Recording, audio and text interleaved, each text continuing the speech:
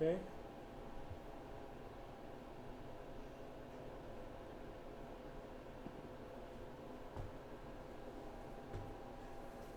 So remember, hide the stream once it comes on.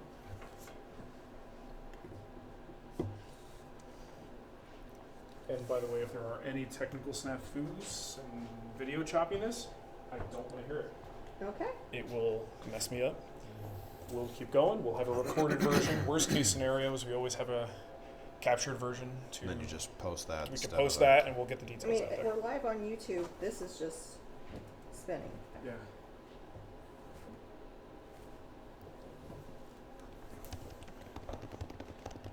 The loading circle of death.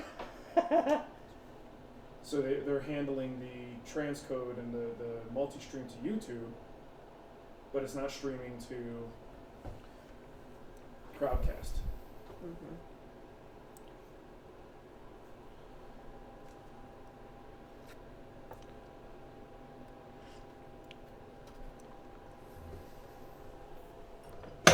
Oh, they said that they can see. I see people doing So maybe it's color. just ours. Yeah. We have a preview window. Maybe it's not working right. All right. Let's get started, shall we? If you get loading circle, hit refresh. Don't worry about it. I'm not going to worry about it. You just get to the Q&A. CrowdCast is working. Awesome. Okay, good. We're going to get started. Okay, so they can't see us until we kneel down.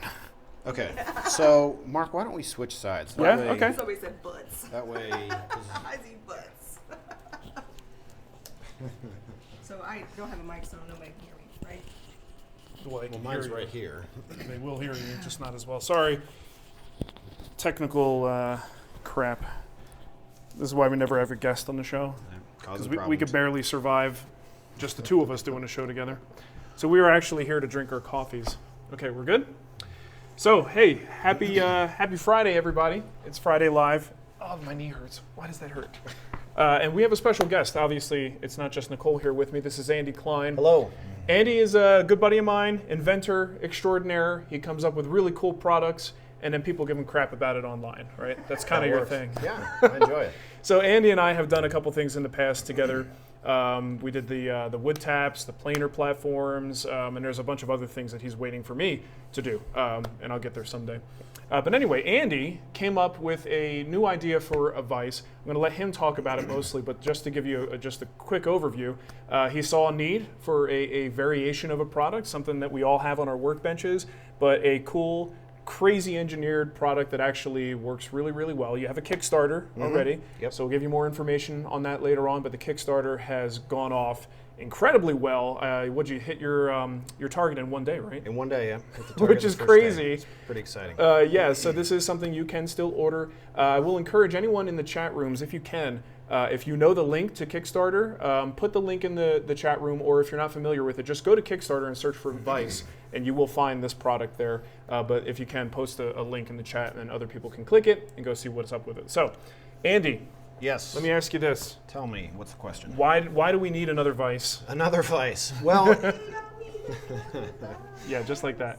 I didn't like any of the options for twin screw vices. Okay. The chain coupled vices, there were a lot of complaints about them. They were slow. Like the They Veritas seemed- the twin Veritas screw. and the Lie Nielsen, both they're pretty similar kind of Okay. designs. I didn't like either of those, and I wanted to. I like the functionality of a twin screw vise with the large spacing between the screws to drop something in. And All right. since they're non-racking, the dogs can function like a tail vise, and it did a lot of things that I liked, but I didn't like any of the options on the market. Okay. So I wanted to come up with something that I liked better. Okay. So I had a Veritas twin screw for, probably on my first like real workbench, and it worked all right, but I didn't like having the two bars kind of clicking against and snapping into each other. Those were kind of tough to manage. Right. I always had a lot of slippage between. Did I drop my? No, okay. I had a lot of slippage between the chain, and I couldn't keep the chain taut enough at times. There was a lot of slack in it. Right. So overall, I just became not a fan of the twin screw. Right. So when I see something like this that operates in a similar fashion, but with just one point to worry about turning, it's pretty compelling. And there's no slippage on a chain open. You can't have any of those issues. There's no set screw. The screws are pinned to the gears.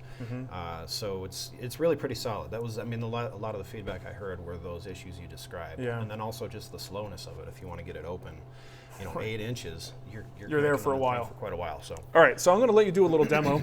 Sure. I will take my mic off and give them a better view with the camera, and you can kind of show us what it's all about. All right. Tell me when to start. Okay. It's very steampunky. It's very steampunky. It's just, you should wrap the whole thing in leather if you really want to make it cool. All right, so I'll leave that do to have the customer. We got a close-up, Okay. and you can start. Okay, so right now we're in low speed. So the handle turns the center gear, which transmits the power through the gears to the screws on each side. So as I turn this, the vise opens. And the screws are 2 lead 1/2 inch per turn travel screws, so they're faster than normal. But right now, in low speed, they're geared down. You see this middle gear and this outer gear, the middle gear is smaller. So every time I turn this once, the screws turn a little bit, just a little bit more than half. It's close to 2 to 1, not quite. But anyway, so that's low speed, high clamping power. Most of the time I keep it in this speed, just because if I'm going out just an inch or 2, it's no big deal. But if I need to really move fast and I want to open this 8 inches or whatever, you take the handle and you push it in. Now we're in high speed and the handle is coupled to the back gear. And now the ratio is about 1 turn here to 2 turns here. So we're 4 times faster and it can really... Oh, wow.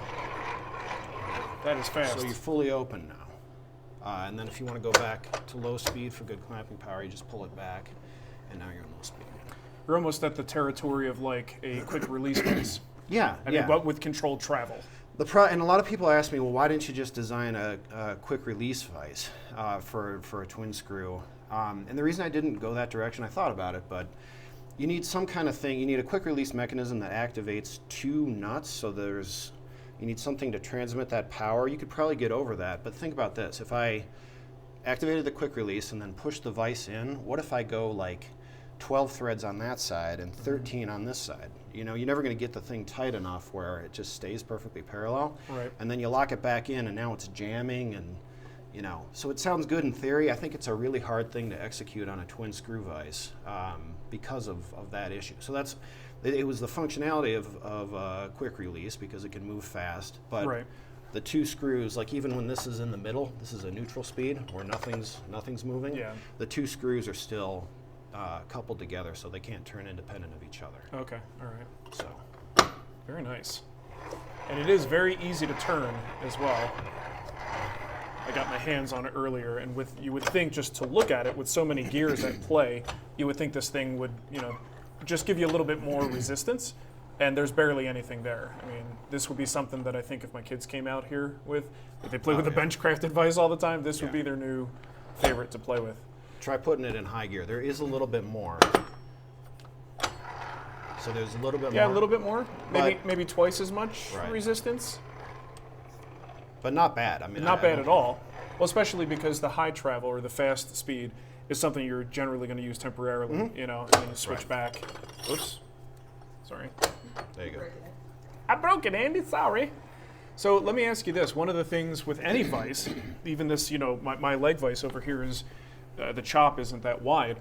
How is it in terms of racking if you are clamping something on one side or, close to the other side? Does it operate like most other vices where you kind of want to counterbalance the clamping pressure so none of that changes? No, so the counterbalance happens in the screw. Because both the screws are locked together, you have an automatic counterbalance with that screw. So you don't need to have, in my single screw vise on my old bench, I had one of those, I don't know what they're called, but the little fold things with it's a variable distance thing. Yeah, so you can kind of use it as a shim. Yeah, exactly. Okay. You don't need that. The opposite screw, if you're clamping just on one side, the opposite screw needs that functionality, so it doesn't rack. So, Nicole, do you have a piece of wood over there? No, I got it. I got one. No. Why would I have it? You don't just have a piece of wood in your pocket? Two computers. She goes, no.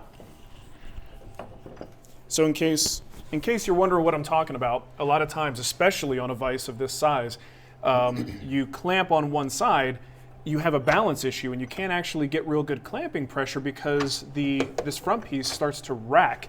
and you actually wind up with a gap on the side. So a lot of times you want to fill this blank spot with a shim or an extra piece of scrap about the same size, and it balances out the pressure. You get much more clamping pressure. So that's the reason I asked that question, is because that's a big time saver, is to not have to, you just get better clamping all across the face of the vise. Right. Same with using the dogs. That's why Yeah. I think a vise like this can do everything a tail vise does with the dogs on one side. And that's huge, Yeah. because you just got a single point of pressure there with the dog in Right. place. That's crazy. So look, I mean, just look down the length of this. There's no... Yeah, it's pretty no much racking. straight. The gap, when the gap is just from the, On the top. vertical Yeah. gap, but it's straight it's- across. You want a question? Yeah, hit us with a Says question. with the bottom open at the bottom, dust issues inside? So, Oh, this. yeah, I left mine open, and I'm telling people it's okay to leave it open. If you wanted to put a cover, it'd be a super easy thing to make. Any dust that gets in here is going to be pretty fine. I mean, it's got to make a path up here, and the teeth on these are huge. It'll just chew right through this. I mean, I'm not worried about dust. Think of like a table saw and the gears and how full of dust those get, and they work Yeah. fine for a long time. But if you wanted to cover it up to make sure no dust ever got in there, You could. certainly do that. I'm not worried about it. How robust are the gears? I'm just thinking in terms of, sloppy, ham-handed woodworkers taking this in and just kind of, running it right on the edge. I mean, so I don't know much about gears or the material these are made of. Did you hear it snap into place? Yeah, it just kind of found its home. So there's a detent. This is a plunger detent, and on the inside of this, there's a pin with a notch that goes into to Okay. keep it in gear. Okay. So if you're outside, so now I'm outside, Right.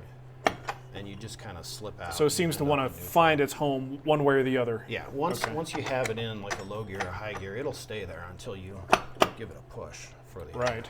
This is a clamp, right? That's a vise, Vise. which is kind of like Josh Perry said cool clamp. a cousin of a clamp. Yeah. Maybe you meant these. Yeah. Yeah, these are cool clamps. Those are really nice wide mouth Bessies. Yeah. So how about installation? Is there something anyone needs to know if their workbench is capable of handling this? How do you know Sure. this will fit? Sure. Good question. Okay, so there's 3 different sizes. Thanks, Andy. I love when people say that. There's 3 different sizes. I'll talk about that later. We'll get to that later. So three sizes of the Right. vise itself. So this is the 20-inch.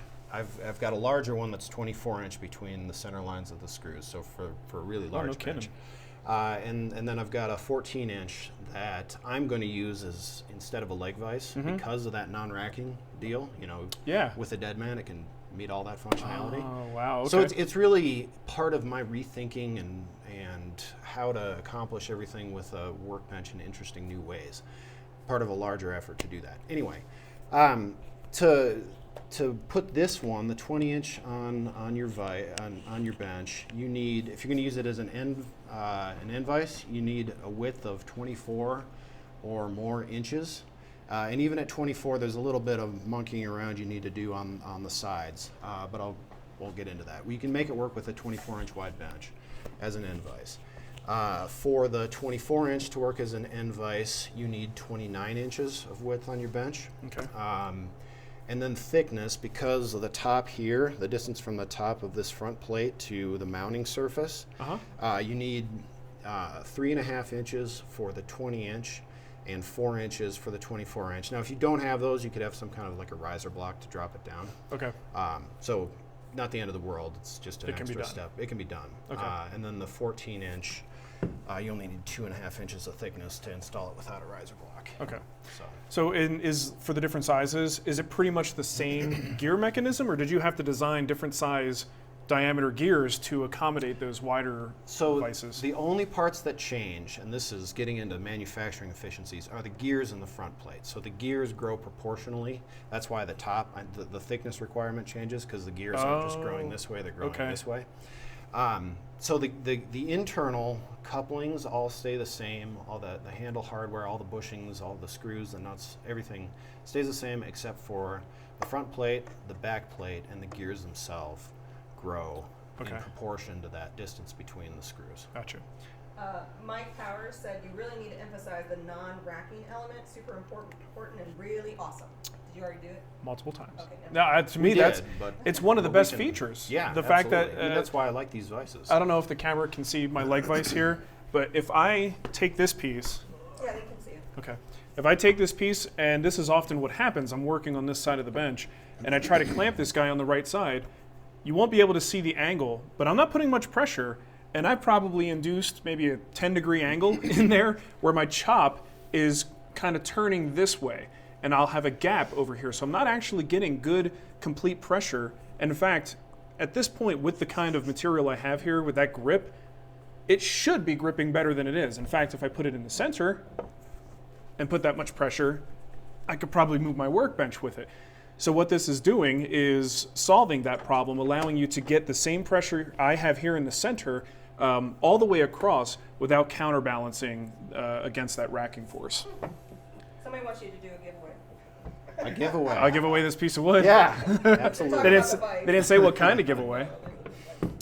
You know what? Maybe in the future. Yeah, it's I a imagine at this possibility. stage of the product life Just trying to get cycle. this thing off the ground. Yeah, I mean we're talking a one-guy operation here. Are you doing all the assembly of this yourself? Assembly, yes, to bootstrap it. Yeah. So I'm obviously having manufacturers build the various components, but to get it off the ground. Now, depending on how the rest of the campaign goes, it might get so big that I need to hire help. And Yeah. I've got some resources if I need to do that. Okay. You know, if it's a couple hundred, I can do that assembly myself. With your helper. Yeah. Mark's gonna busy come signing over. books. Don't you have a son? That's what they're there for, right? Right. Yeah. No, he can pack up sets of bushings and Yeah, things for me. that'd be good. So. So real quick, tell me about the clear face, because I know there was a little back and forth about this, right? You originally had like a steel metal, yeah. face. So I was thinking about this from the functionality, the non-racking, the fast travel, you know, that's how I came to this design. I should have anticipated just the cool factor of gears. Gears Right. are just fun to watch. Everybody likes work. gears. They're just fun to watch. And I built the front because I wanted the people to you know, be able to see the cool gears in there and how this thing's working. I've never had such unanimous feedback from an Across the audience. board, Like, right? get rid of that metal, you know, front plate. Yeah. We want a clear front. We want the one just like you. Even the people I was giving the vices to help me market and get some traction on a Kickstarter, they were all just throwing away the metal front and making their own clear front. So That's it was pretty awesome. clear that I needed to go that direction. Yeah, So, awesome. yeah. I like it, man. It looks good. Do you have any more questions before we let them go? Matthew Anderson says, can we have the parts sent to us for us to assemble and make it easier to sell and less work for you? Just a thought. Like a kit. Yeah, like, Well, it kind of will be that because since you need to build it into the wood, it'll come in pieces. But I still need to tinker with it a little bit. I think for the Kickstarter, I'm going to put every single one together and just test it out to make sure. Oh, you know, there's a little clearance issue here. You know, I'm still trying to work that stuff out with the manufacturer, and I'd rather spend more time, assemble each one, test it out, you know, with a testing station to make sure everyone's getting a good vise. In the future, when quality control's been dialed in a bit and I'm more confident, I should be able to speed that up quite a bit. Yeah. But for the beginning, I just want to make sure I'm sending people a vise that's going to work. Yeah. Patricia wants to know what's the torque capacity. How So far total, can open? yeah, total depth. It's about 10 inches, 10, 11 inches. It depends because I have a separate, this is hard to see, but there's a separate bushing and nut. Depending on how far you space those, you can get a little bit more opening capacity. The closer there are, the more friction you have. So by spacing them 4 inches apart, which I'm recommending, you get, that's part of why this is such a nice low friction feel to it. Yeah. But it does change the throw capacity. So if you don't mind a little bit more friction and you want more throw capacity, you can space them a little closer, and it still works well. Okay. Scott wants to know, is Andy considering moving the center screw that holds the acrylic on the vise to the left and right two screws so you can install the center dog hole? Actually, these are going away. For a while, guys. these two, Okay. in the design, if you buy the vise, these won't be there. I did a bunch of testing, and even with this thinner acrylic, this is a little less than a quarter, these weren't necessary. What I did was I beefed up the thickness of the front, got rid of these, so they won't be in the way of a So you center could dog. totally put a center dog there. Yep. So. Oh, awesome. Let's see, I got another one. This is from Stumptown Woodworks. Does the vise need the gears lubed? I actually cleaned all the lubrication off of them for the Kickstarter pictures, and it works fine. So kind of no. And this one doesn't look like it has any It doesn't have lubrication. anything on it. Yeah, so it was fine. I think I would be more nervous about the lubrication being something that attracts more dust and then creates like a gunky mess in there. The thing I've learned designing and playing around with a lot of different versions of vices, the only friction that matters is in the nut and the bushing underneath the bench. Yeah. That source of friction is so much bigger than anything internal that none of this stuff matters. So just that's the most expensive part on this whole vise is the brass nut. Okay. And I spent the money there because that's where friction matters. That's the one that you're really trying to eliminate. So any kind of friction between the gears and in the bushings on the shafts and in the handle, I mean, it's all negligible compared to the friction that happens underneath the bench. And I know with some things like bench crafted things, the tail vise that they sell and the leg vise isn't so bad, but some vices can be a little bit more difficult to install than others or more sensitive to get everything lined up just perfectly. Mm-hmm. Where does this fall in that hierarchy? Is this a difficult install? Is it? I would say this is on the difficult end, if I'm being real honest, just because, especially in this high gear, when you're here, you're very sensitive to friction because you're spinning these screws so fast. You need to, the tricky part is how do you get the bushing and the nut in exactly the right spot, because if you have a bushing locked in and it's rubbing on the screw, you're really going to feel that in this speed. So I made the mounting holes on the nuts and bushings a little bit bigger than the bolt, so if you're in the wrong spot, you can kind of loosen it up, run the vise, let it find its home, tighten it back up again. So I did everything I could to try to make it as easy as possible for installation, but I'm not going to say it's an easy install. Did you already show the mounting? Well, the other thing we should mention here, this is a temporary mounting that Andy built just so that we could put it on my workbench and show you. Obviously, it's sitting lower than it would normally sit. It would normally be, flush with the top of the bench. I'm going to move the camera just to get a downward view so they could see inside here. It's not going to show them much. Yeah, Tom wanted to see the mounting. Oh yeah, there is something in here I want to talk about too. But I can't get the camera under the bench. Ah, that's me. Why am I on the camera? It just switched. Why did it switch? Hold on.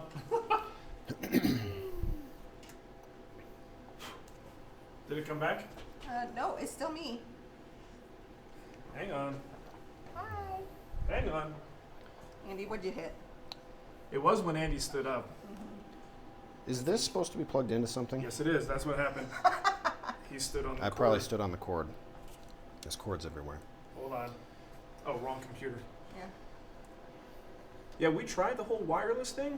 Turns out that's not ready for prime time. No bueno, huh? Lots of wireless stuff, and it just did not pan out. Okay, bear with me. I gotta change the camera. Those, yeah, I don't have any hands here. She waxes. Okay, I think we're back. Yeah. Stop stepping on stuff, Andy. I know. All right. So I got a shot of the screw. Okay. There. Yeah, All right. So they can see these. They can see one of them. Okay. So there's two reasons that I like having this pipe attached to the back plate. The first one is for friction. By moving the contact point with the screw out just a little bit further, it actually reduces friction because you have larger spacing. It just you get less torque on that bushing right there, so that helps with the smooth operation too. And then the other thing about that, if you're only open, can they still see that? Nope. Nope. Okay. Well, imagine that you're only open 2 inches, and you drop a board down. It's not going to land on the greasy threads. Gotcha. The Veritas vise has some secondary plugs that accomplish the same thing, kind of stick out right here, that you can install. But having it built into the vise and then also accomplishing lower friction with it, I thought was kind of cool. So just an extra little. That's a good feature for the vise. Yeah, because you put a board on, because those you probably will lube up, I'm assuming, to keep those running true, and then you drop a nice clean maple board on that lubed up screw, and suddenly it's kind of goopy. Right. Albert wants to know, will there be a warranty? There will be a 30-day return policy, and there will be spare parts available. Awesome. Let's talk about money. What's the current price? What's the Current and future? GoFundMe. You know what I'm talking about? The Kickstarter. What's the Kickstarter. Kickstarter deal? So the Kickstarter price, the 14-inch is $260, 20-inch is $280, and the 24-inch is $300. The final prices will probably be about $50 higher for each of the vices, I'd say, once it's just normal sales.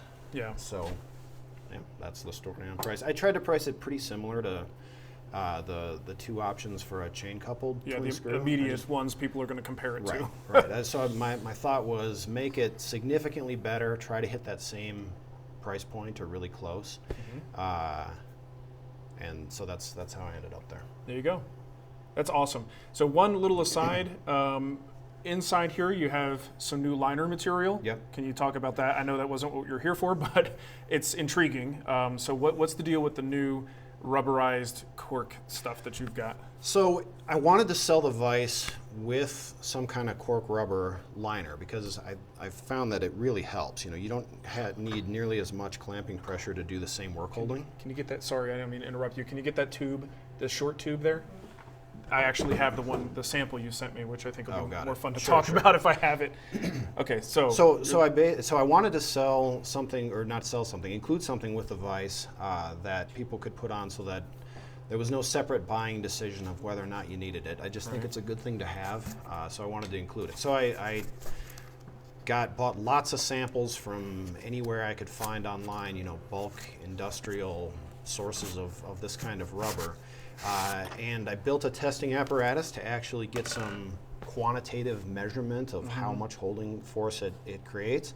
And this was the best stuff I could find. It was better than suede leather. It was better than anything else anyone sells by a pretty wide margin. This is the stuff that I bought, and I could tell you just from touching both of these, this is way more dense. Yeah, it just feels like it's. I think the rubber content is probably higher. Right. Like, I don't know if they make this stuff with a ratio of rubber to cork, or how it's done. But this, if that's the case, this almost feels like a suede or a leather. Like a dense rubber mat. Yeah. So, yeah, even calling it cork rubber is.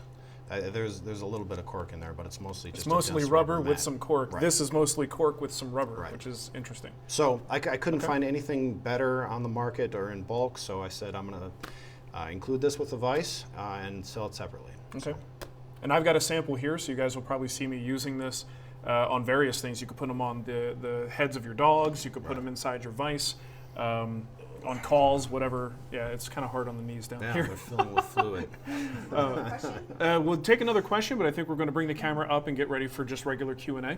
Nick says, I noticed that the acrylic stands proud as a vise. Will that be the same in the final product? So that's all about how you build the vise. If you watch KRT Wood's video, he got one of these to help me just demonstrate it. And he actually recessed it in.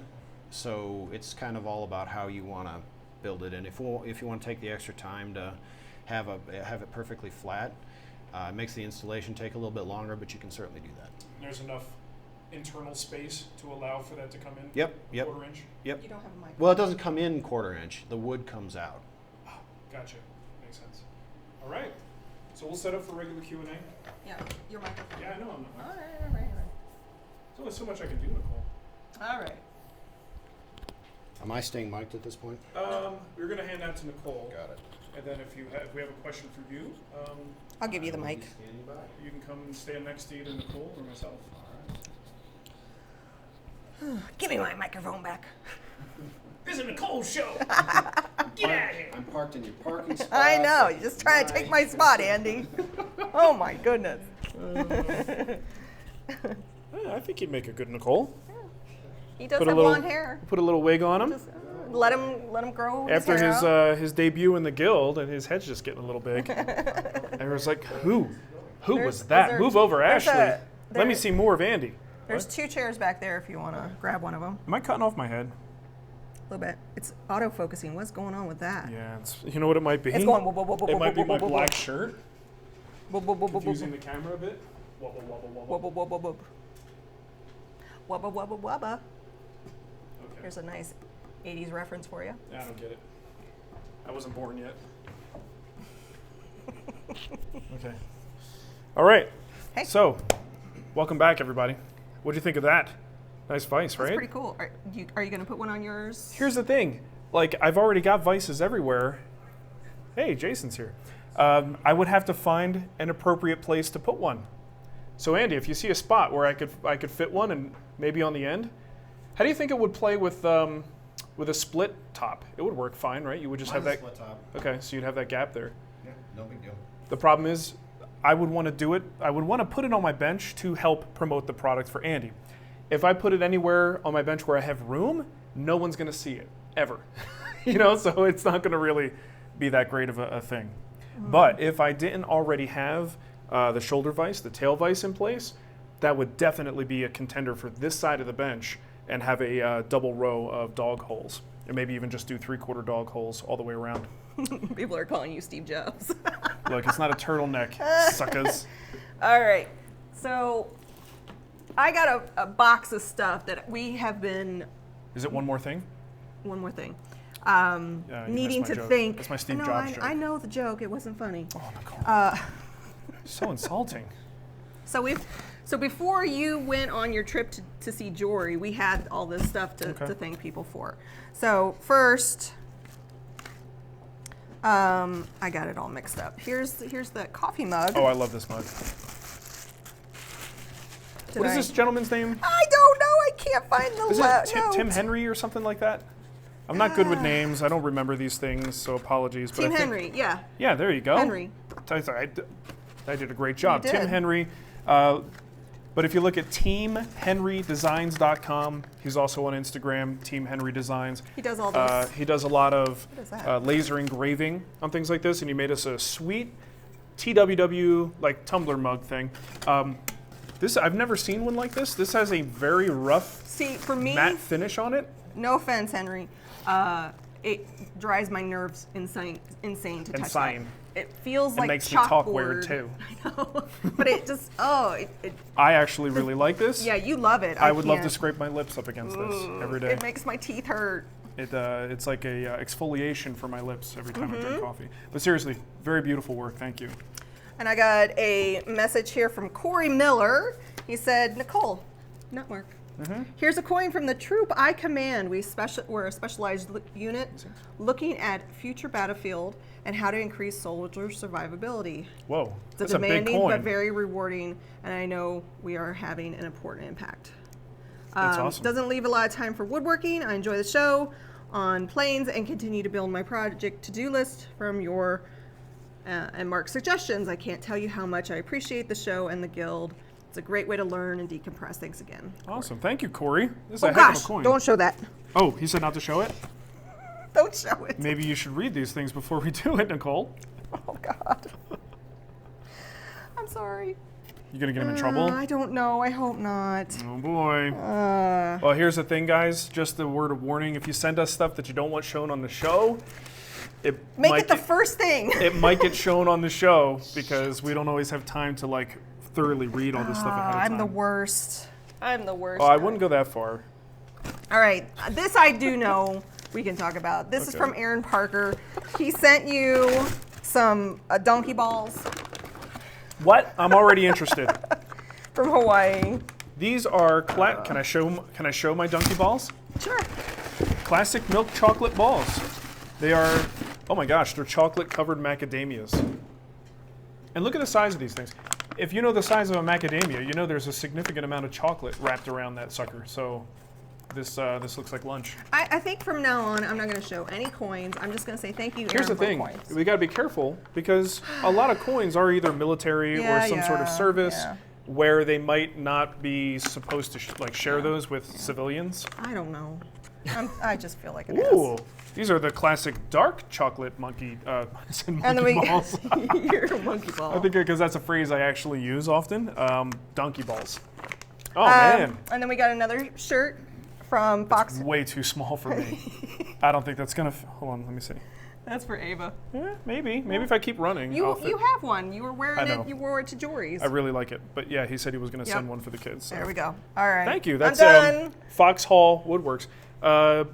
by the way, if you want to start a GoFundMe campaign for Corey, because he's probably out of a job now, Stop it. No. maybe we can get that going. Oh my god. Way to go, Nicole. All right, so let's hit some of the Q&A. Yeah. Did we have any Patreon questions? I mean, was that post I don't to know. grab? I was so busy. Yeah. Most people were concerned about the new platform, Yeah. not so much about The questions. the questions. All right. We do have some questions. Okay. We have a super chat over on YouTube from David Hunter. Hi, folks. I have a tiny jointer. Teeny tiny. I don't get good results from. And a tiny planer I use constantly. I'm thinking of upgrading my planer to a helical 15-inch. Should I pause or buy a good 8-inch jointer first? Helical 15 and go buy a good 8-inch jointer first. Yikes. Okay, so you have a tiny planer. Even though it's small, though, I'm assuming you're probably in that 12-inch lunchbox range, so you could probably still plane boards. Maybe it's not as heavy duty as you want. Maybe it's not as great of a cut, but it works. The jointer sounds like your weakest link at this point. So even though I normally, if you have to choose one, I normally say buy the planer first. It's more versatile. In your situation, I would actually say upgrade that jointer first, because I think the planer is still serviceable, even though a little bit small. So I would go with the jointer first, and then upgrade the planer a little bit later. Burping. Ugh. Okay. So Josh Perry did a super chat, and when he said cool clamp. And then he also said, can you run the clamp vise vertical? So install it vertical? Vertical instead of horizontal? Like maybe almost like simulating a leg vise? I don't know. Why are you asking me? Andy, come on. I just think you might know these things. I No, he can talk right next to me. Okay. They'll hear him. Okay, so there's could you, and the answer is yes. Should you? I'm not sure. The problem is Get close to him. the handle is stuck. I'm close enough to Andy. Okay, we're friends, but there's a limit, Nicole. He's not even in frame. Oh boy. This isn't distracting at all, is it? Okay. So Because the handle's in the middle of the two screws, Yeah. it'd be kind of low for a leg vise. Right. You know what I mean? And, you know, I went down this path because I didn't like any of the twin screw vices on the market. Benchcraft has done an incredible job with leg vise, Like, yeah. so It's amazing. if you want, like, how is it going to be better than the scissor design? Does the no racking? It's really fast. I mean, I'd say go with Benchcrafted if you really like the leg vise style. Could you? Yes. I don't think you should. but ergonomically, it might not be the best option. Right. Okay. Fair enough. Do you have more Right. for Andy while he's here? No. All right. I'm gonna hug him next time. Okay. We have some questions on the CrowdCast feed. Okay. So we have one from Alex Kilpatrick. Do Lie Nielsen planes need to be sharpened first, or can they be used right out of the box? Asking for a friend. Of course you are. They can actually be used right out of the box, especially if you've never, maybe you're new to planes or you're not really good at sharpening, or maybe all you've used is like flea market planes and you just haven't been able to get them tuned up well. Take that first pass right out of the box, because they do come pre-honed and lapped, but they may not be as far as, as you get more experienced and you have the stones to, to actually sharpen that far. You could make them better. But that's one of the great things about buying something from Lie Nielsen is it's already honed to a certain extent. So my answer is yes, they do need a little bit more work after you buy them. They're not perfect, but if you're not used to that level of quality, chances are you throw that thing right on a piece of wood and you're going to get some pretty nice shavings off of it. But it is definitely worth honing it to that next level too. Okay. We have a question here from John. Is it Ulrich? I think so. Ulrich. Ulrich. I'm cutting mortises for the rails on my planer table. They are roughly 3/8 wide and 1.25 deep. I tried using my battery drill like a drill press to hog out the majority of the bit, wandered back to the previous hole I just made. Any way to rig up the drill up to hog out the material faster? My router is huge and I'm not sure I have enough control to make such a thin hole. Already spent a lot of time on these legs and I don't want to mess them up. Okay, well, if your holes are running into one another, space your drill further apart when you make those holes. So what you might think about doing is, drill your first hole right up on the furthest extremity of the mortise, then maybe skip 1/8 of an inch and then drill again. Put some space. If you have some meat there and you're drilling straight, it shouldn't wander into the the next hole. So you're not necessarily drilling the whole thing out. You're going to drill these, perforate it in a sense, and then maybe use a chisel to go back and clean out the space. And that won't be too hard because those walls will be fairly thin. So that would be my suggestion. Put some space between them. Also consider, even if your router is large, with proper support and bracing and maybe adding some boards to give you a wider work surface if it's a thin workpiece, a 3/8 wide and a quarter, unless I'm thinking differently, maybe you're saying 3/8 long. Sometimes when you're talking about mortise and tenon dimensions, what I call width, you might call length, so I don't know that I'm completely understanding. But if you're using like a 3/8 inch bit to drill this thing, that's not a small mortise. There's no reason a normal size router couldn't handle that. But I would encourage you to at least think about how you might be able to use the router with proper support. That's probably going to give you a better result. There you go. Is there any way to know if a blade has lost its temper before you spend hours sharpening it? I restored an old hand plane of my father's and got the blade just about arm hair cutting sharp, but within 10 minutes of testing it out, I had a few deep nicks and bumps that actually buckled the tip of the blade, and this was just on pine. You know how to tell when it's lost its temper?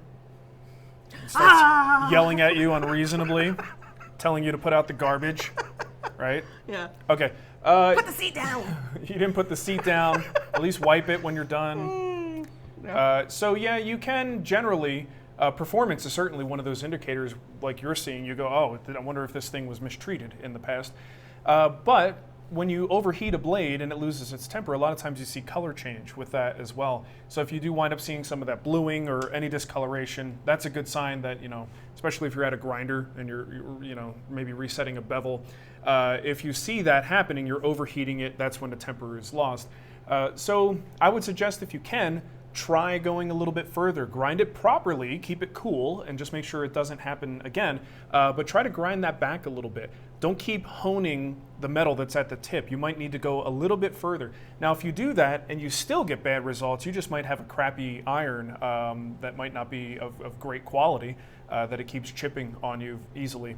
But generally, discoloration is the only way that I know of. If it's just bad performance and it doesn't hold up, it doesn't hold an edge very well, and you don't see any discoloration, I'm not really sure that there's a immediate test to determine if it's a temper issue or if it's just a crappy iron. Crappy iron.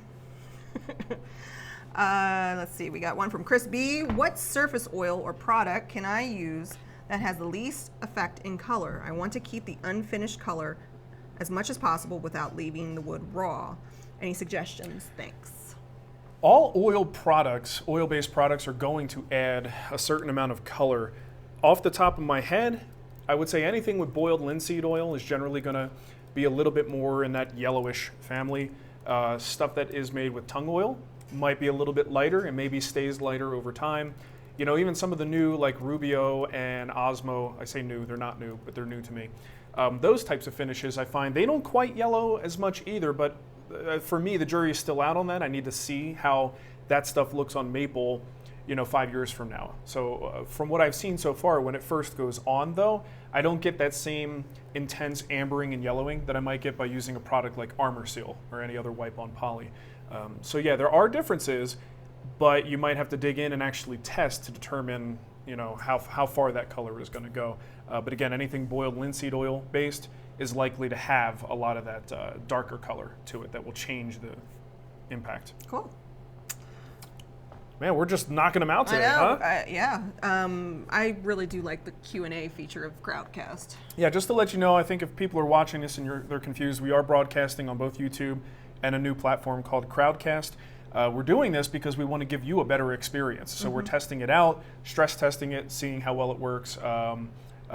Just let us know if you like it. Well, if you don't like it, don't let us know. Yeah. That's and if you do a super chat over on YouTube, I'm making sure to grab those. Here's too. the thing. It's a great platform. I already know that. I just want to know, is it working? Right? Yeah. Being able to answer questions separately from the chat is a huge feature. This question got 2 upvotes, so I'm going to read it. This is from Scott. I should be playing... It was Scott, Scott M, and Scott Q. Playing the Division 2, which just came out today. Yeah, you and me both, man. Instead, I'm going to get behind in the game to come watch my favorite content producer. Oh, you guys playing the Division? He likes Andy. Or Okay. the Division 2 or Anthem. This wong get up. Won't. Oh, I won't. think it meant won't. This won't. This wong. This wong. Don't tell us about your Yeah, wong. you write it. I try to read it. Okay. Upvoted. Yeah.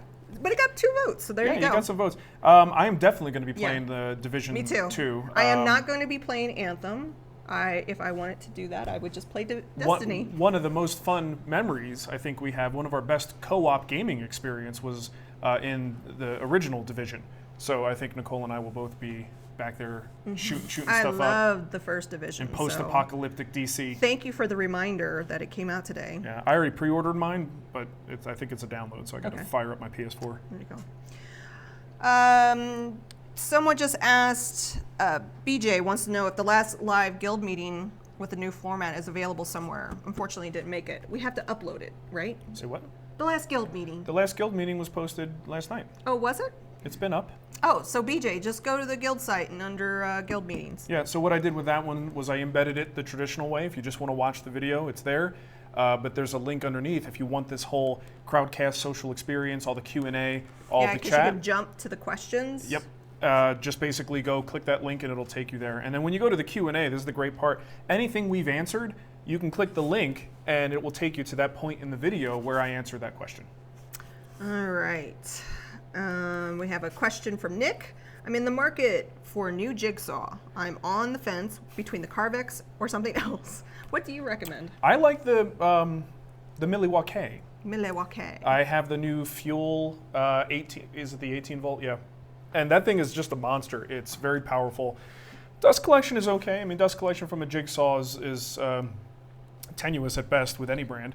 I don't know that unless you're doing lots of work with the jigsaw, I don't know.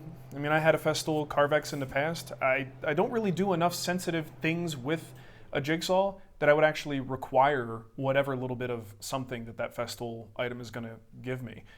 So unless you're kind of in the Festool family of products and you really want the brand, I don't see any reason to go for that. Just look at I think Bosch makes a good jigsaw, but that new Milwaukee Fuel is a fantastic one. I forgot to shut the heater off. Oh, that's okay. When it went off, I'm like, oh, that's been noisy this whole time. Okay. Did you even address the poll that you asked? No. So you asked a poll? So I did put up a poll. In the CrowdCast. So we can kind of, sometimes if they're topically related, it's fun to hear what people have to say. The poll was, what kind of vise is on your workbench? And I may have missed some. I almost emailed some people to say. Apparently you did. I must. Okay, well maybe Andy, since you've been researching vices recently, you can tell me what I might have missed. Because 54% said other. Yeah, so 54% said other. We had 15% said a leg vise, 13% said a shoulder or tail vise, and then almost 12% said a quick release vise. And only 5% have a twin screw vise. So I just asked what kind of vise do they have on their workbench, and other had the vast majority of responses. So what do you think I missed? I mean, I covered some of the most common ones, right? Like a non-quick release single screw vise? Like a classic, old metal vise? Yeah. Maybe. Yeah. That could be a good one, yeah. There I'm you go. terrible with these polls. But I think we'll be and able then to do more. David said, I think none was one of the options that was missing. Oh, maybe, So huh? some Yeah, people some may people not don't have one. Yeah, that makes sense. Okay, fair enough. Yep. Maybe you guys should do the polls for me. I wish well, that's always a mess when you have like on Facebook when we do a poll Oh, yeah, and you and let people people add. add stuff to it. Yeah. That gets a little iffy. Want a donkey ball while you're here, Andy? These are pretty fantastic. So, Rich Hubbard will CrowdCast email notices. That's the whole beauty of it. We can set these meetings up ahead of time, and then you can actually register for it, and they'll send you a reminder. And look, you plan on us for doing the reminders. It's not always going to be reliable. And also, we noticed on YouTube, their notification system has not been very reliable. I did get I got one today too. Yeah, seems like they jostled something loose. Possibly, we're also using different stuff, so who Yeah. knows. But the new system will allow you to register. You get that initial confirmation, and then you get a reminder like 10 minutes before the event. It's like, hey, your event's about to start. I think that's going to be really helpful to people. And you are in control of your notifications. It's not something that we handle, which I really like. And I've gotten a couple people saying the clock is off. Daylight It savings just happened. Yeah, I haven't had a chance to We adjust only it. have it for the date. Yeah, it's really there for the day. Who cares what the hour Who is? cares what the hour But is? yeah, I'll adjust it. Yeah. I just got to take it off the wall. All right. We got a question from Chris. Mark, rapid fire. Oui. Fire. Little. Rapid fibber. Rapid fibber. Favorite wood to work with, favorite wood after finishing, least favorite wood to work with, and least favorite after finishing. And finally, what wood you would find to be overused way too much in the woodworking world? Ugh. Well, Chris, that's a terrible question. I try not to have favorite woods. A lot of times I like to work with woods based on the situation. You'll see me use a lot of walnut and cherry these days. They're both easy to work. They cover a nice ground of light and dark, so depending on what you're doing for your decor in your house, you can go in either direction. And they actually pair well together. So if you're going to mix woods, those are two nice ones to mix. And what I found over time is it's really nice to work with the same stuff all the time, because then you have a lot of scrap that you can then use for future projects. So I don't really have a favorite wood. Every wood is like its own little adventure. I think I've said this, many, many times before. My least favorite wood is wenge, just because it's difficult to work. Lots of splinters, so definitely not my favorite. As far as finishing, I don't even know. I'd have to give that a little bit more thought. But like I said, it's not even something I really think about very often. Let's see. What wood do I find overused in the woodworking world? Is there one? I don't know. I think most of the woods that I would say my reaction is like, I want to see certain woods used more. Whether it's certain exotic species that I think are cool, or maybe I want to go on the environmentally friendly side of things, and maybe I want to see less of that stuff, and I want to see people using more renewable domestics. But I don't know. Is there a wood you see people using too much? Pallets. There you go. That pallet wood. I don't know. I feel like that trend is dying off. I don't see as much as I used to. Maybe, and I think also the epoxy pour and slab trend is starting to taper off a little bit too. Like that's been really big. And not that there's anything wrong with it. It's just definitely had all the sort of traits of a trend, which means it's eventually going to taper off a little bit. I wonder what the next trend's going to be. Shiplap. No, that's already a trend. Yeah, that is a trend thanks to HGTV. All right. Wainscoting. Let's see. What else we got? John Hall wants to know, what finishing would you recommend to bring out the ray flex in quarter sawn sycamore? Do you know that John Hall was one of the guys who was responsible for building all the green and green stuff in The Hall Southern brothers. California? Yep. One of the Hall brothers. Yep. I actually got to touch a frame that he made, like with my bare hands. Really? It's pretty cool. That is cool. What was the question now? I don't know. Okay. Finishing Ray flex quarter and quarter sawn sycamore that won't yellow over time. See, there's some challenges there. A lot of times the finishes that will bring out figure and things like a ray fleck pattern are the ones that absorb the deepest, that create sort of a reflection for light as it hits the surface. And one of the finishes that does that the best is an oil-based finish. Oil-based finishes yellow over time, just like we had talked about in a previous question. So it's a little bit of a quandary there. If you want the best sort of iridescence to the surface and the most pop, you're going to want to probably use an oil, but that's working against that yellowing aspect. Now you could still get good reactions from other finishes out there. A lacquer on a particular surface might actually still give you some nice punch and character without necessarily yellowing over time, especially if you get like a water white lacquer. I've used those in the past on figured woods and it looks pretty good. That might be what I would do. I think if you go with water-based, you're definitely shooting yourself in the foot a little bit. You're not going to get the most out of the figure on that.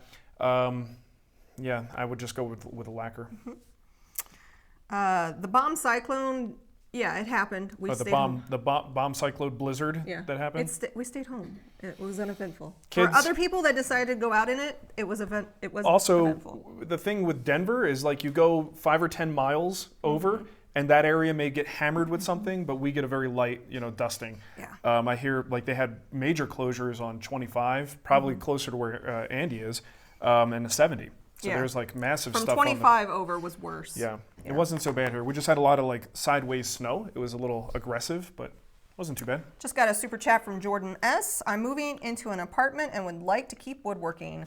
My plan is to go strictly hand tools. Should I be worried about dust collection? How would a hand tool and dust collection work? I don't think so. I mean, most hand tool woodworkers don't worry too much about dust collection. It is something that can create dust, but most of the time, hand tool woodworking is creating shavings. And if you are doing sawing operations, you're creating like large particles of dust that generally will fall to the floor. So a shop vac is about all you need. But if you're working inside and not like on the balcony, yeah, definitely keep that shop vac around. Maybe put in just a small air filter to keep the air clean. Would like this Powermatic? Like the Powermatic, any of those big squirrel cage fan filters. Even get yourself a furnace filter and put it over a box fan. Just something to help clean the air, close the door, clean the air, and prevent anything from getting into the rest of the living space. But definitely, it's something that I think realistically can be done. I don't think it's going to be a huge dust generator. We have a question here from Alan Lilich. I can get a nice grain and color match in the door of the writing desk box if I orient the stiles to the horizontal grain. Do you think having a grain run the short direction will be okay in such a small, low-stress piece? Yeah, I do. So what he's talking about is the writing desk has a horizontal door. So it's a guild project, so it's a door that folds down. It's a long door like this, and he's talking about making the short vertical stiles, having the grain run this way, which is the opposite of what you would traditionally do. It's a little weird, and I think some of these things are just convention. We just don't expect to see grain do that. Having all that end grain on the side there, like you said, it's a low stress piece. Will it be all right? Probably. I mean, I can't imagine it's like it's going to fall apart or explode on you. I think it's just a visual thing, and if you like the way it looks, I say roll with it. It may just be a little bit visually shocking to people who know what a door is. Oh, that's shocking. Who know what a door is supposed to look like. But I don't think it's okay to break the rules sometimes if it's not hurting anybody. Try something different. We have this is a long one. Let's do this one. She just said skip. Too many letters. From Alon. What cameras are you rocking for your videos? What camera? Is a Canon 80D is what we use to shoot our videos. In fact, the Canon is what we're using right now for the live video as well. I have a GoPro, but I find these days it's fun to do a little shot here and there, but the video quality on a GoPro, I mean, if you're out on a snowy mountain, or you're on a bike and you have a very well-lit, colorful environment, it's great. Inside a shop, it always looks like GoPro footage, right? It's not a great camera in regards to overall quality. So I do have one, but I stopped using it, and it's now sitting on the floor waiting for Dougie to chew it up. All right, I'll go back to this one. Okay. From Reds Libs. I noticed on your tables, chairs, and other things, you do not put any protective items on your foots. In other words, where the wood meets the ground. On your foots. On your foots. Go ahead. All right, am I missing this? It would seem to me if I built a chair, table, bench, I would want to protect that area. That will get a lot of damage because two different surfaces meeting each other. So I am asking for your opinion. Keep up the offcut show. It's a great way to start the weekend. Well, I'm glad you asked that question. It's not a bad question at all. I'm going to turn the heater off. You know what? You're right. I don't. A lot of times if an item is going in the house on carpet, I don't really see any reason to do it. So all of the dining chairs that I made, they're in the dining room. And our dining room has one of those, it's kind of a little bit of I think it's a little bit of a weird setup, but it's hardwood floor. And then the space that the chairs and a table are on is a little, section of carpeting. So those chairs, there's no reason to put anything protective on the bottom of the legs because they're already hitting something soft. In our kitchen, well, we have flea market chairs in the kitchen, so I'm not concerned about those either. But yes, absolutely. If you're going hardwood onto hardwood floors, you probably want to protect both things. So they make all those little, felt things you could put on the bottom of the legs if you need to. So yeah, if it's called for, if there's a reason to put it there, I do. It's definitely a good idea. Sometimes I've seen people put them on in a way that makes it a complete eyesore. Wouldn't recommend doing that, but definitely you're thinking on the right track. And just because I haven't done it is probably just my personal situation. He's lazy. That too. We have a question for Matt. Matt, okay. When making a drawboarded mortise and tenon, I tend to undercut the sidewalls of the mortise. Any techniques that could prevent this? Does it reduce the strength of the joint? So you're making a drawboard mortise and tenon. You undercut the side walls of the mortise. Any technique that could prevent this? Well, why? My question is, why is this specific to doing a drawboard mortise and tenon? What does that have to do with the side walls being undercut? I mean, is this something that just always happens when you do any mortise? You just happen to be making a drawboard mortise and tenon? I'm just trying to see if there's a relationship there that he wants me to figure out for him. Pass. Can you say pass? Pass. Pass. Yeah, it's like one of those game shows. Pass. Yeah, I mean, you do want contact there, right? So if you're sliding any tenon into a mortise, and if you undercut the sidewall, that's just less contact surface. So theoretically, I imagine it would make the joint less strong. You want full contact, and that's really where all the strength is coming from, is a long grain to long grain bond, and you're taking some of that away by undercutting the mortise. So I would try not to do that. And I don't know how you're making this thing. If you're making it with hand tools, then it just comes all, pretty much comes down to using either like a setup block to help keep your chisel nice and straight. If I have the chisel dead on, perfectly like perpendicular to a surface, I'm always going to use a little block clamped onto the workpiece. Let that be my guide. If it doesn't matter, let's say for like the ends of your mortise, you can kind of toe those in a little bit, and that doesn't usually affect the strength of the joint. Then I just go freehand, because I know I could very easily be not 90. It's getting it perfect 90 that's a challenge. So yeah, I would try to improve that whatever way you can. I don't think he it just had says, anything. it sucks. It's because I suck at sides now. More practice. Yeah, I mean, more practice, but again, don't be afraid to take a nice chunky block of wood, put that right on top of the workpiece, and let the back of the chisel ride against that. That will help you chisel straight. There's nothing wrong with, essentially training wheels as you get a little bit more experience with this stuff. Jason said that he was going to come out, but he got a little stage fright. It's a very scary thing. Everybody wants to see my brother. Question for Andy. We have, has he seen his Vise installed on a Nickelson style bench? Any feedback? Nickelson. I have not seen it installed. You come over a little closer. I want him to come in front. Okay. I have not seen it installed on a Nickelson. I think that generally they're not as thick, right? The Nickelson design, I think so. It's more of the ones I've seen are like 2-inch, 2.5-inch. Right. So you'd probably need to do the riser block that I described. I think that would be the only concession you need to make because of the thickness of the bench. It ought to work fine. So. Don't the Nickelson ones, aren't they the ones that have the really wide apron at the front? So basically thinner top, but the big fat 8/4 apron at the front. So maybe that's the concern. If it's like but if it's an end vise, it shouldn't be in the way. No, on the end vise, it shouldn't be a problem. For a front, on the front, yeah, I'd have to see the dimensions of the, are you drilling 2 holes through the apron for the screws then? Probably. Yes. That's probably what you'd have to do. So yeah, when I put my Veritas twin screw, there you go. There's the Nickelson. So you got that big wide front. Yeah. So if you wanted it on the front, you'd be drilling through that apron. It's not the end of the world. And a riser block in any case, because they're generally not as thick. Right. Okay. Yeah, that makes sense. It can be done. All right. Thanks, Andy. Go back in your hole. Thanks, Aaron, for the question.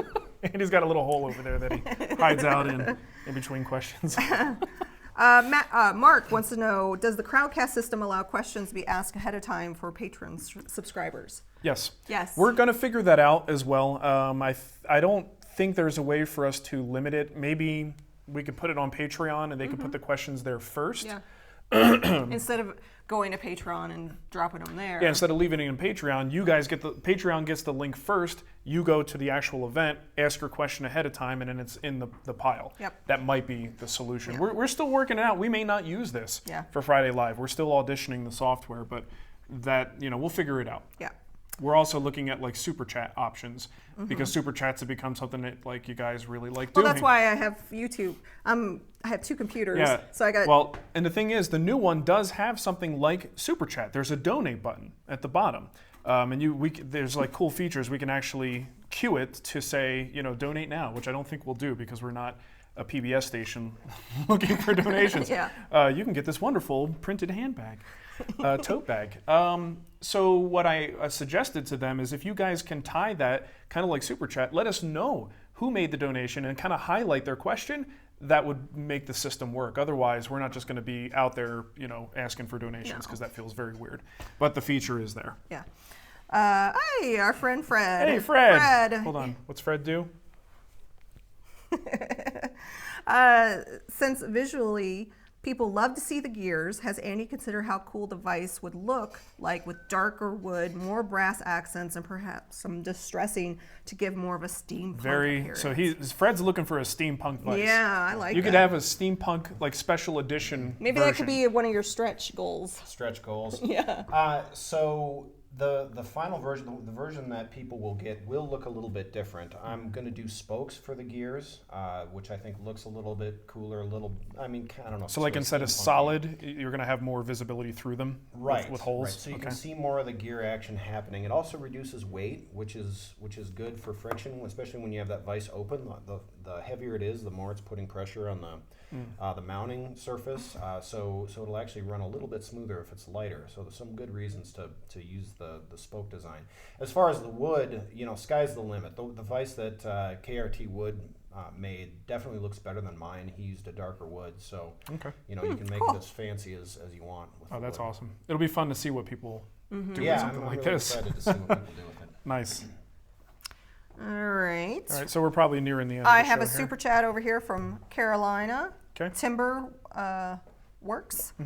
I just wanted to say thanks. I first saw your videos about 2 years ago as a total beginner, and they've helped a lot. Now I have a garage shop and a new hobby. Oh, that's awesome. There you go. Very good. I'm so happy to help you spend your money.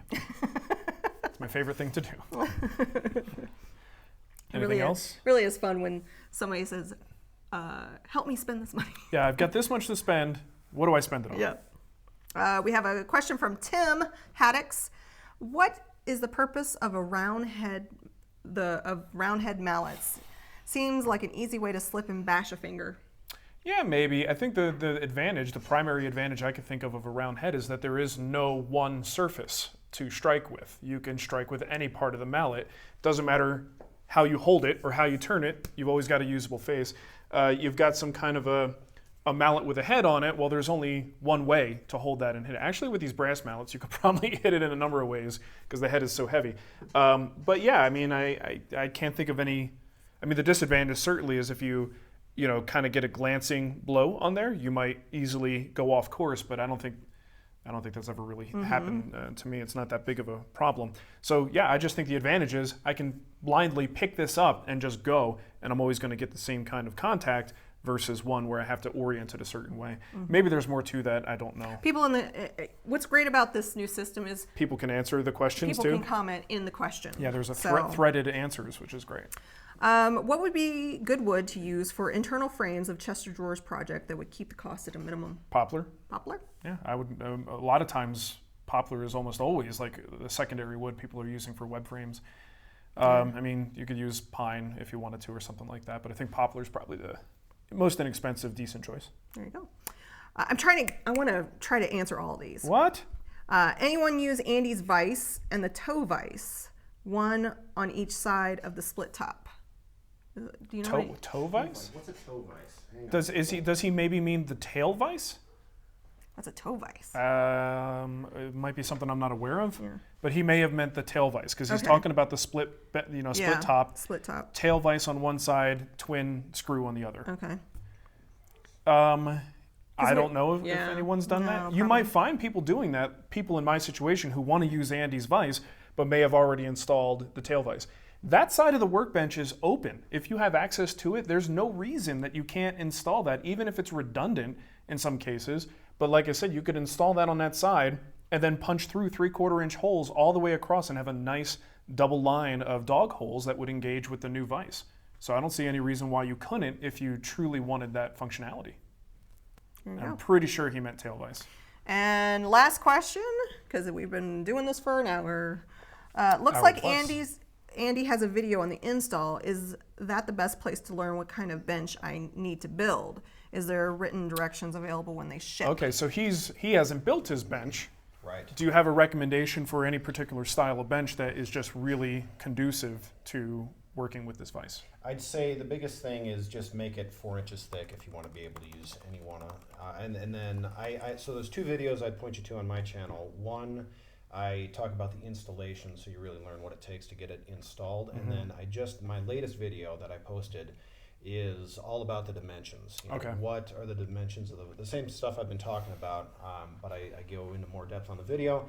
And then I also have a link to my website where I have downloadable dimensional pictures of the vise, so you can print those off and refer to, you know, exactly how wide does the bench need to be, how thick does it need to be, what are the proportions of this thing. So if you're designing a bench, I would go to that video and do those downloads to figure out exactly what the size is. Sweet. Bueno. Thank you, Stumptown, for the Is that question. pretty much it? Yep, that is it. Do we want to thank patrons? Yeah, let me see if I have any. I thought I saw some. Oh, yeah, that's right. I did pull it up. Okay, yeah, let's thank a few folks. They helped us out with contributions on Patreon. It's patreon.com/woodwhisperer.